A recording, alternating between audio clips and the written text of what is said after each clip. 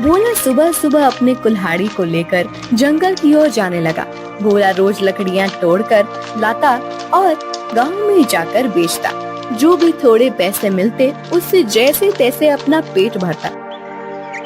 उस दिन जब भोला लकड़ी काटने गया, उसने देखा कि बहुत सारे पेड़ पहले से ही कटे हुए हैं। फिर अरे ये क्या, लगता है आज कलुआ मुझसे पहले आकर लकड़ियां तोड़कर चला गया।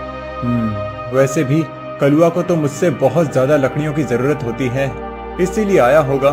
चलो अब जंगल के और अंदर जाना होगा। भोला और अंदर चला गया। उसने देखा कि बीच जंगल में बहुत से पेड़ थे। उन पेड़ों को देखकर अरे वाह, यहाँ पर तो बहुत सारे पेड़ हैं। अगले 2 महीनों तक भी रोज लकड़ियाँ काटूं तो भी कम नहीं पड़ेंगी। भोले ने पेड़ काटने के लिए कुल्हाड़ी उठाई। तभी उसने देखा कि ऊपर एक बंदरिया अपने नवजात बच्चे के साथ उस पेड़ पर बैठकर फल खा रही थी। वो बंदरिया इतने प्यार से अपने बच्चे को पकड़कर बैठी थी कि उनका प्यार देखकर भोला रुक गया। ये क्या करने जा रहा था मैं? अगर मैंने ये पेड़ काट दिया, माँ बंदरिया और उसके बच्चे का घर टूट जाएगा। नहीं, मुझे ऐसा नहीं करना चाहिए। शायद इस पेड़ पर बहुत सारे फल हैं, इसीलिए ये बंदरिया यहाँ रहती होगी। चलो मैं कोई ऐसा पेड़ काटता हूँ जिस पर किसी जानवर या पंछी का घर ना हो। भोला और आगे चला गया। उसने अपनी जरूरत के अनुसार लकड़ियाँ काटी और उन्हें बेचने चला गया। ऐसे ही दिन बीतते रहते हैं। भोला रोज उस बंदरिया और उसके बच्चे को देखता। कभी कभी भोला बंदरिया को खिलाने के लिए घर से रोटी भी ले आता। एक दिन जब भोला लकड़ी काटने गया, तब उसने देखा कलुआ उसी पेड़ पर कुल्हाड़ी चला रहा था जिस पेड़ पर उस बंदरिया रहती थी। कलुआ को उस पेड़ को काटते देख, अरे कलुआ, ये क्या कर रहे हो? ये कैसा सवाल है? भगवान ने आंखों की जगह बटन लगाकर भेजा है क्या? दिखाई नहीं देता? लकड़ी काट रहा हूँ। वो तो मैं देख रहा हूँ कलुआ, लेकिन इस पेड़ की लकड़ी क्यों काट रहे हो? किसी और पेड़ की लकड़ी काटो। पेड़ पर देखो, एक बंदरिया का घर है, उसके साथ उसके नवजात शिशु भी हैं कलुआ। तो क्या हुआ? वो बंदरिया किसी और पेड़ पर चली जाएगी।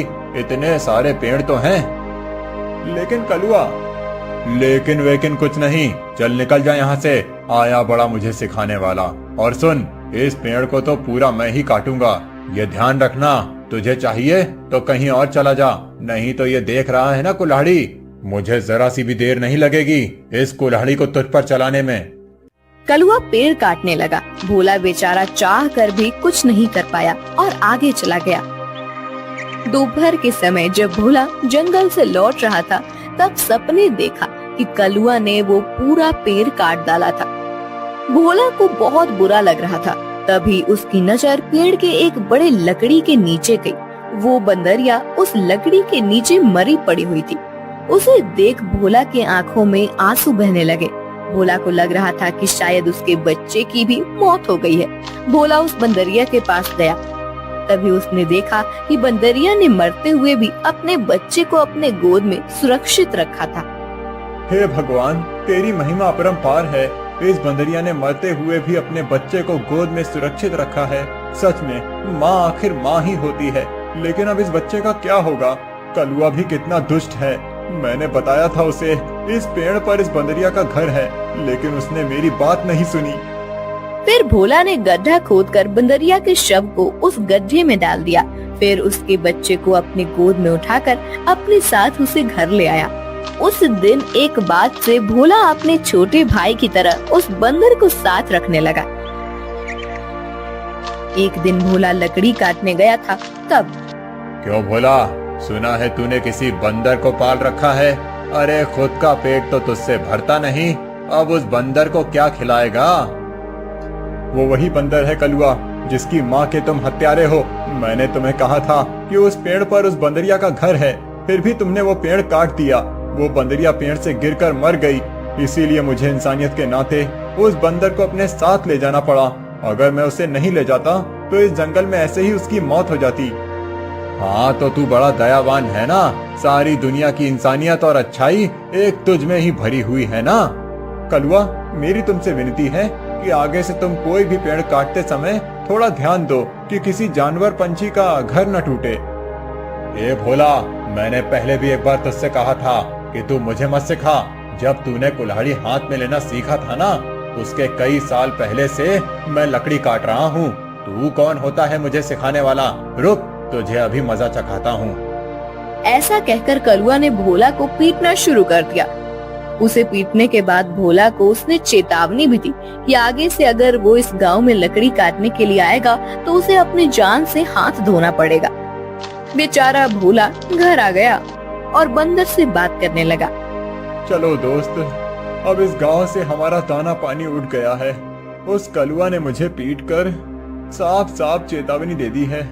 अब अगर जान बचानी है तो इस गांव को छोड़कर जाना ही बेहतर होगा। चलो, हम कहीं और जाकर हमारी अपनी दुनिया बसाएंगे। भोला बंदर को अपने कंधे पर बिठाकर गांव से कहीं दूर जाने के लिए निकल गया। दिन बीत रहे थे और भोला दर बदर भटकते हुए काम की तलाश कर रहा था। ना तो उसे काम मिल रहा था और ना उसके रहने का कोई ठिकाना था। जैसे तैसे अपने लिए और बंदर के लिए वो एक वक्त का खाना जुटा पा रहा था। एक दिन ऐसे ही वो थक कर एक पेड़ के नीचे बैठा हुआ था। बंदर उसकी गोद में सोया हुआ था। तभी वहाँ एक योगी बाबा आए। प्रणाम योगी बाबा। कल्याण हो पुत्र। एक बात बताओ, तुम इस बंदर को ऐसे गोद में लेकर क्यों बैठे हो? बाबा, इसने अपनी माँ को खो दिया है। इसका इस दुनिया में कोई नहीं है, इसीलिए मैं इसे अपने साथ अपने घर ले आया था। लेकिन हमारे गांव के एक गुंडे की वजह से मुझे गांव छोड़ना पड़ा। अब मैं काम और सर पर छत ढूंढते हुए दर दर भटक रहा हूँ। पुत्र, तुम्हारा हृदय सच में कोमल है। तुमसे किसी का भी दुख नहीं देखा जाता। तुमने इस अनाथ बंदर की जिम्मेदारी लेकर इसे एक परिवार दिया है। तुम अगर चाहो तो मेरे साथ मेरे आश्रम में रह सकते हो। मेरे आश्रम में मेरे कुछ शिष्य रहते हैं और कई बार कितने साधु भी आते हैं। उनके भोजन और रहने की व्यवस्था की जिम्मेदारी अगर तुम उठाओ तो मुझे बहुत आनंद होगा। ये तो मेरी खुशनसीबी है बाबा। मुझे आपके साथ रहने में सचमुच खुशी होगी। लेकिन बाबा, मेरा ये बंदर भी मेरे साथ आएगा। मैं इसे कहीं नहीं छोड़ सकता। हाँ पुत्र, तुम इसके साथ आ सकते हो। भोला बाबा के साथ उनके आश्रम चला गया।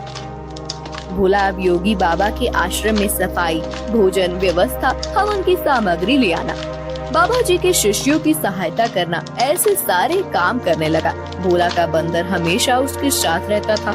योगी बाबा भोला का काम और उसकी काम के प्रति निष्ठा देखकर खुश थे। बाबा हमेशा अपने बाकी शिष्य और साधुओं से भोला की तारीफ करते थे। बाबा जी का एक शिष्य था मानिक, जो भोला की तारीफ से बहुत जलता था। उसे लगता था कि भोला तो एक साधारण लड़का है, फिर भी बाबा जी उसकी बड़ी तारीफ करते हैं। जबकि मैं इतनी पढ़ाई करता हूँ, वेद पाठ करता हूँ, फिर भी बाबा जी को मेरी कोई अहमियत नहीं है। एक दिन, माड़ी भैया, ये लीजिए, आपके लिए ये ताजे फल लेकर आया हूँ। भोला, आजकल तुम ज्यादा आलसी हो चुके हो। तुम्हें ज्यादा खाना ना पकाना पड़े, इसीलिए तुम ये फल लेकर आते हो। ऐसी बात नहीं है भैया, वो बाबूजी ने आज सबको फलहार करने को कहा है, इसीलिए मैं फल लेकर आया था। भोला बात कर ही रहा था कि तभी उसका दोस्त बंदर आया और उसने मानिक के फल खा लिए। अरे अरे, ये क्या? अरे संभालो तुम्हारे इस बंदर को। पूरे आश्रम को सर पर उठाकर रखा है। ये बंदर मेरे फल खा गया।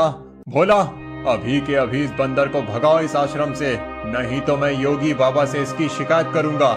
मानिक भैया, मैं आपसे माफी मांगता हूँ और आपके लिए और फल लेकर आता हूँ, लेकिन मेरे इस भाई को मैं अपने से अलग नहीं कर सकता।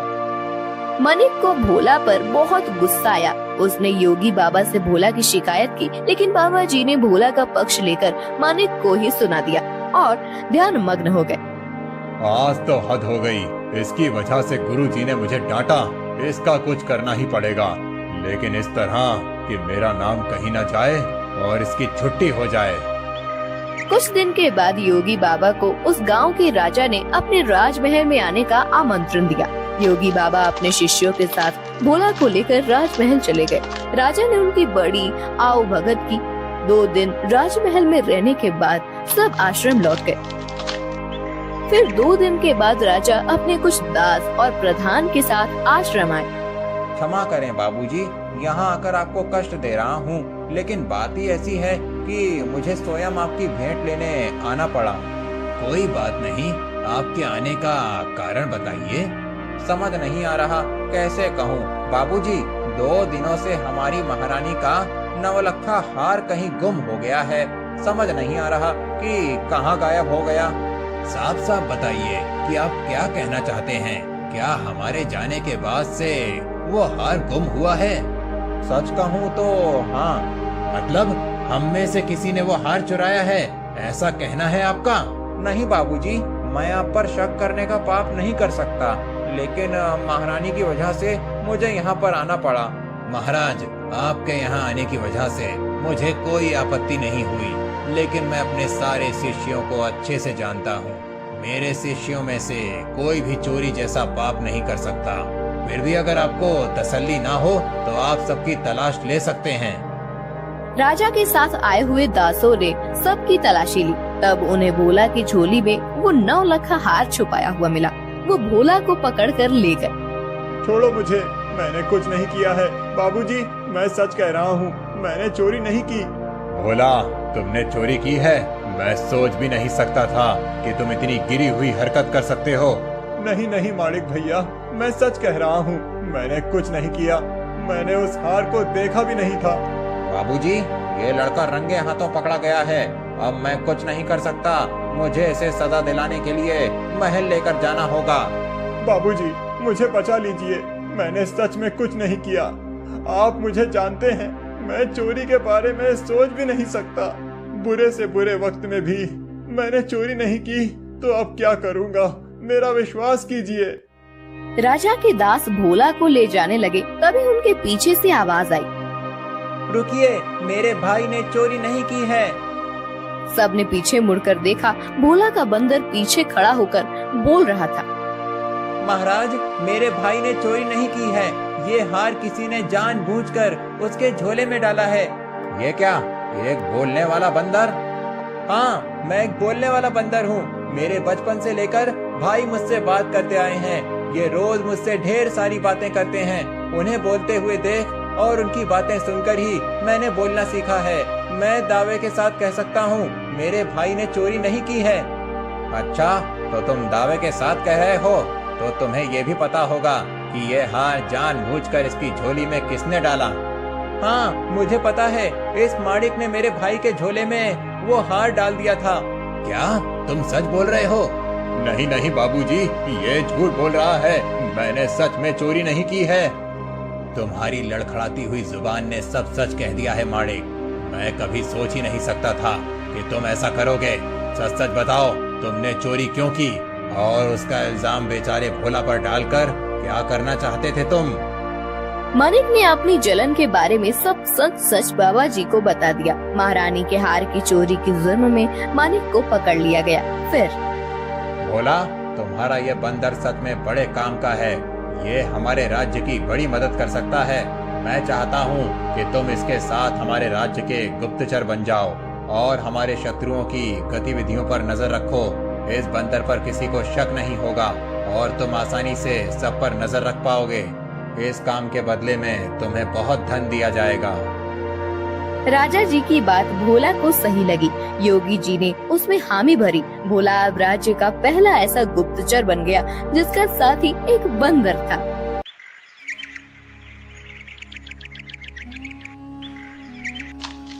रूपा अपना पिज्जा का ठेला लेकर जा रही थी। ले लो, गरम पिज्जा ले लो, वेज पिज्जा, चीज पिज्जा ले लो। बहुत दिनों से रूपा का पिज्जा का धंधा कुछ ठीक से नहीं चल रहा था। ग्राहक उसके ठेले के पास से गुजरते थे, लेकिन पिज्जा खरीदने के लिए नहीं रुकते थे। तभी वहाँ रूपा के पिता की उम्र का किशोरी लाल आया। किशोरी लाल सीटी बजाते हुए, अरे वाह, आज तो लगता है मेरी नसीब बहुत जोरों पर है। सुबह सुबह चिकनी चमेली के दर्शन हो गए। मेरा रास्ता छोड़िए। अरे रास्ता छोड़े मेरे दुश्मन। हम दोनों के तो रास्ते जल्दी ही एक होने वाले हैं और तुम बोल रही हो कि रास्ता छोड़ दो। ये ठीक नहीं है डार्लिंग। अच्छा, तुम्हें डार्लिंग कहूंगा तो चलेगा ना? वो क्या है ना, मैंने सुना है कि आजकल की लड़कियां को डार्लिंग, जानू, बच्चा ऐसे सब सुनना अच्छा लगता है।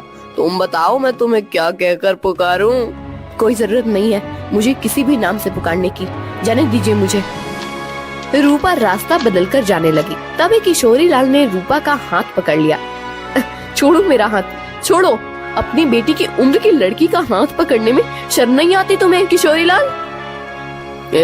किशोरी लाल नहीं, सुनिए जी कहकर बुलाओ मुझे।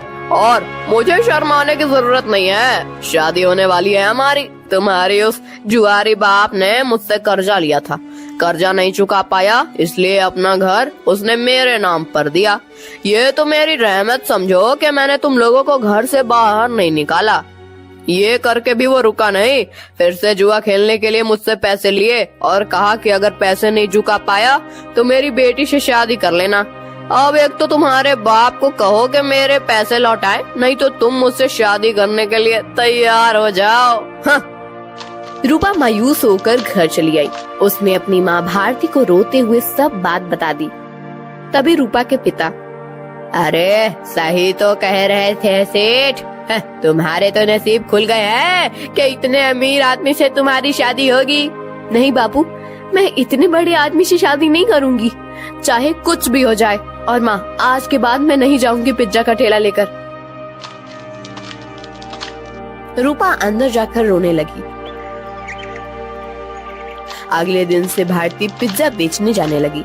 कुछ दिन हो गए, लेकिन फिर भी जितनी जरूरत थी उतना धंधा नहीं हो रहा था। भारती बहुत परेशान हो गई थी। दिन भर पूरे गांव में घूमने के बाद रात को भारती घर जा रही थी। वो एक जगह पर बैठ गई। हे भगवान, और कितनी परीक्षा लोगे हमारी। इतनी मेहनत करके भी पैसे हाथ में नहीं आते। पति है जिसे जुआ खेलने से फुर्सत नहीं मिलती। एक लौती बेटी है, इतनी रूपवती है, लेकिन उसके पीछे वो किशोरी लाल पड़ा है। मेरी बेटी को उस किशोरी लाल के चंगुल से कैसे बचाऊं? पता नहीं ये पिज्जा का धंधा क्यों चल रहा है। अगर पैसे नहीं मिले तो क्या करूंगी? भारती अपने आप से बात कर रही थी। तभी उसके पास एक बूढ़ी दादी आकर बैठ गई। क्या हुआ बेटी, क्यों रो रही हो? क्या बताऊं अम्मा, मेरे जीवन में इतनी परेशानियां हैं कि क्या कहूं। भारती ने अपनी राम कहानी बूढ़ी अम्मा को बताई। बेटा ये लो, कल से तुम ये मसाला डालकर पिज्जा बनाना। देखना, इस जादुई मसाले से जो पिज्जा बनेगा उसका स्वाद के चर्चे दूर दूर तक होंगे। जल्द ही तुम्हारी सारी परेशानियां दूर हो जाएंगी। भारती को वो मसाला देकर बूढ़ी अम्मा गायब हो गई। अगले दिन भारती ने उस जादुई मसाले से पिज्जा बनाया। अरे वाह माँ, आज तो पिज्जा की खुशबू बहुत अच्छी आ रही है। मैं एक खाकर देखूं? वाह माँ, ये तो सच में बहुत अच्छा बना है। कैसे बनाया तुमने ये? इसमें कुछ अलग डाला है क्या तुमने? हाँ, कल रात को ये थक कर उस पुराने खंडर के पास बैठी थी, तभी वहाँ एक बूढ़ी अम्मा आई थी। मैं बहुत परेशान होकर रो रही थी। तभी उन्होंने मुझे मेरे रोने का कारण पूछा। जब मैंने उन्हें हमारे बारे में सब सच बताया, तब उन्होंने मुझे ये मसाला दिया और कहा कि इसमें पिज्जा में डालकर पिज्जा बनाऊंगी तो पिज्जा का स्वाद बढ़ जाएगा। वही मसाला में डाला है अभी इसमें। क्या? उस खंडर के पास? माँ, तुम्हें पता नहीं वहाँ क्या है? तुम इतनी डर क्यों रही हो? ऐसा क्या है वहाँ पर? अरे माँ, कहते हैं कि वहाँ पर एक बूढ़ी का भूत रहता है। तुम्हें जो बूढ़ी अम्मा मिली थी, कहीं वो वही भूत तो नहीं थी? ये क्या बोल रही हो तुम बेटा? कल मेरी मुलाकात एक भूत से हुई थी, लेकिन उसे देखकर ऐसा लग तो नहीं रहा था। लेकिन माँ, ये तो सोचो कि कोई सामान्य औरत तुम्हें जादुई मसाला कैसे देगी? हो ना हो वो जरूर कोई भूत ही होगी। अब वो कोई भी हो, क्या फर्क पड़ता है? अगर उसके इस मसाले की वजह से हमारे पिज्जा की बिक्री बढ़ गई तो अच्छी ही है ना। सोचो, हम उस किशोरी लाल के सारे पैसे चुका देंगे तो उसे तुम्हारा पीछा छोड़ना होगा। हाँ, ये बात तो है। सिर्फ एक बात याद रखना, किसी को कानो कान खबर ना हो कि हमें किसी भूतनी ने जादुई मसाला दिया था। भारती अपना ठेला लेकर निकल पड़ी। जादुई पिज्जा की महक पूरे गांव में फैल रही थी। अरे भारती, आज तो बहुत बढ़िया खुशबू आ रही है तुम्हारे ठेले से। जरा एक दो पिज्जा खिलाओ तो। भारती ने लालचंद को गर्मा गर्म पिज्जा सॉस के साथ दिया। लालचंद पिज्जा खाने लगा। अरे वाह क्या स्वाद है, वाह वाह मजा आ गया। भारती क्या खूब पिज्जा बनाया है, आज तुमने सच में दिल खुश हो गया। वैसे तो मुझे ये पिज्जा विज्जा कुछ खास पसंद नहीं है, ये तो सारे नए जमाने के चोचले हैं, लेकिन उसकी सुगंध इतनी अच्छी आ रही थी कि मेरा जी मचल गया। ओह ये लो पैसे, और एक काम करो 4 पिज्जा पैक करके देना, घर पर ले जाता हूँ, बच्चों को बहुत पसंद आया। लालचंद की आवाज सुनकर कुछ और लोग वहाँ आ गए और पिज्जा खरीदने लगे। भारती बहुत ज्यादा खुश हो गई क्योंकि आज उसकी बोनी ही एकदम बढ़िया हो गई थी। कुछ देर के बाद भारती गांव से होकर कॉलेज पर चली गई। कॉलेज के बहुत सारे बच्चों ने पिज्जा खरीदा। दोपहर तक सारे पिज्जा खत्म हो गए। भारती घर आ गई। माँ इतनी जल्दी आ गई आज? अरे पूछो ही मत, आज तो गजब हो गया, सच में उस मसाले ने तो कमाल कर दिया। जब मैं यहाँ से निकली थोड़ी दूर पर लालचंद सेठ मिल गए, पिज्जा की खुशबू से खींचे चले आए। 2-3 पिज्जा खा लिए उन्होंने और 4 पैक करके घर ले गए। इतनी तारीफ कर रहे थे पिज्जा की कि क्या ही बताऊं। उनकी आवाज सुनकर कुछ और गांव वाले आए और उन्होंने भी पिज्जा खरीद लिया। आज तो बहुत अच्छी बोनी हो गई थी। फिर मैं कॉलेज पर चली गई। वहाँ भी बच्चों की खाने की छुट्टी हुई थी, क्या कहते हैं उसे, हाँ रिसेस। बहुत से बच्चे बाहर आए और पिज्जा लेकर चले गए। सारे पिज्जा खत्म हो गए। अरे वाह, मतलब भूतनी ने दिए हुए मसाले ने आपका काम कर दिया। माँ अगर रोज ऐसे ही पिज्जा की बिक्री होने लगी तो बहुत जल्द हम सारा कर्जा चुका देंगे। हाँ बेटा ऐसा ही होगा।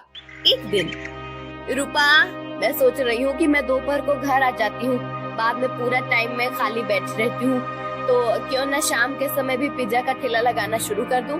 लेकिन माँ तुम कितना काम करती हो, शाम को भी काम करोगी तो थक नहीं जाओगी? थक तो जाऊंगी, लेकिन सोचो मुनाफा भी तो दुगना हो जाएगा। अगले दिन से भारती शाम के समय भी जादुई पिज्जा का ठेला लगाने लगी। उसे दुगना मुनाफा होने लगा। कुछ दिनों में भारती के पास बहुत सारे पैसे जमा हो गए। एक दिन वो कर्ज के सारे पैसे लेकर किशोरी लाल के कोठी पर चली गई। आओ आओ भारती, आज सुबह सुबह मेरी कोठी पर, लगता है शादी की बात करने आई हो। किशोरी लाल, मैं पागल नहीं हूँ जो मेरी रूपवती बेटी का हाथ उसके बाप की उम्र के आदमी के हाथ में दे दूं। बिल्कुल तुम पर ही गई है तुम्हारी बेटी। कुछ दिन पहले वो भी यही कह रही थी, लेकिन शायद तुम दोनों को अभी तक समझ नहीं आया है कि रमेश ने ही मुझसे वादा किया है कि अगर उसने लिए हुए कर्जे को वो चुका नहीं पाया तो वो रूपा का हाथ मेरे हाथ में दे देगा, और तुम लोग तो मुझे पैसे वापस करने से रहे। तो तुम्हारे पास चारा ही क्या है? अपने सपनों से बाहर आओ किशोरी लाल। कहीं ये कांच का सपना टूट गया तो उस टूटी हुई कांच के टुकड़े आँखों में चुभ जाएंगे और आँखों से खून बहने लगेगा। ये लो, मैं पैसे लेकर आई हूँ, तुम्हारा सारा कर्जा सूद समेत लौटा रही हूँ। क्या? कैसे? वो भी इतने सारे पैसे आए कैसे तुम्हारे पास? ये ले तेरे पैसे, और आगे से मेरे दरवाजे पर आने की जरूरत मत करना। और हाँ, मेरी बेटी को आंख उठाकर भी मत देखना आज के बाद। भारती किशोरी लाल के कोठी से चली गई। किशोरी लाल अपने कंप्यूटर के सामने बैठकर स्टॉक एक्सचेंज में ट्रेड करने लगा। कुछ दिनों के बाद भारती को कॉलेज के कैंटीन में पिज्जा बनाने का काम मिल गया। उसने अब पिज्जा का ढाबा शुरू कर दिया था। दोपहर में भारती कॉलेज के कैंटीन में काम करती थी और शाम को रूपा के साथ मिलकर अपना पिज्जा ढाबा चलाती थी। एक दिन किशोरी लाल के कोठी पर, पापा आप ऐसे सर पर हाथ रखकर क्यों बैठे हैं? क्या बताऊं बेटी, कुछ दिनों से शेयर्स लगातार गिर रहे हैं, मुझे बहुत बड़ा लॉस हो गया है। क्या? तो अब आप क्या करेंगे आप? अब क्या, जितना भी पैसा बचा है उसे भी लगा देता हूँ। अगर 2 दिनों में शेयर्स ऊपर चले गए तो डूबे हुए सारे पैसे वापस मिल जाएंगे। लेकिन अगर ऊपर नहीं गए तो? शुभ शुभ बोल कलम हुई, एक तो मैं पहले ही इतने टेंशन में हूँ और तू ऐसी बातें कर रही है। जा अब यहाँ से। 3 दिन बीत गए लेकिन शेयर मार्केट ऊपर नहीं आया। किशोरी लाल के बच्चे खुचे पैसे भी डूब गए। उसे अपनी कोठी भी बेचनी पड़ी। अब किशोरी लाल रास्ते पर आ गया था। किशोरी लाल को लॉस से इतना धक्का लगा कि उसकी हालत बहुत खराब हो गई और उसने बिस्तर पकड़ लिया। घर की जिम्मेदारी अब शीतल पर आ गई। गांव में ही एक छोटे से टूटे फूटे घर में दोनों रहने लगे। 3 महीने के बाद, पापा ये लीजिए, दवाई पी लीजिए। बेटा, दवाई के लिए पैसे कहाँ से आए तुम्हारे पास? पापा, मैं एक जगह करती हूँ, उससे जो पैसे आते हैं उसी में दवाई लेकर आई हूँ। और पापा, मैंने इस घर का किराया भी दे दिया है और खाने के लिए राशन भी भर दिया है। अब आप सो जाइए, मुझे काम पर जाना है। ये सब उस भारती की वजह से हुआ है। जिस दिन से वो आकर मुझे खरी खोटी सुना कर गई, उसकी बेटी भी हाथ से चली गई। मैं छोड़ूंगा नहीं उस भारती को। पापा, आप तो समझिए, इसमें भारती चाची की कोई गलती नहीं है। रूपा मेरी उम्र की है। उसके साथ शादी की बात करने के बारे में सोचते हुए आपको ही शर्म आनी चाहिए थी। कौन सी माँ चाहेगी कि उसकी बेटी की शादी ऐसे आदमी से हो? मुझे बहुत दया आ रही है उन पर। दया तो उन्होंने हम पर दिखाई है पापा। मैंने आज तक आपको बताया नहीं, लेकिन हमारा घर जो चल रहा है ना, वो उनकी वजह से है। मैं भारती चाची के ढाबे पर ही काम करती हूँ। क्या सच? हाँ पापा, आपने उनके साथ इतना बुरा किया, उनका घर ले लिया, फिर भी उन्होंने हमारे बुरे वक्त में हमें सहारा दिया है। किशोरी लाल शीतल की बात सुनकर हक्का बक्का रह गया। उसने भारती को घर बुलाकर माफी मांगी। रूपा से बदतमीजी करने के लिए रूपा से भी माफी मांगी। शीतल भारती के साथ काम करते हुए पैसे कमाने लगी और धीरे धीरे उनकी भी जिंदगी सुधर गई।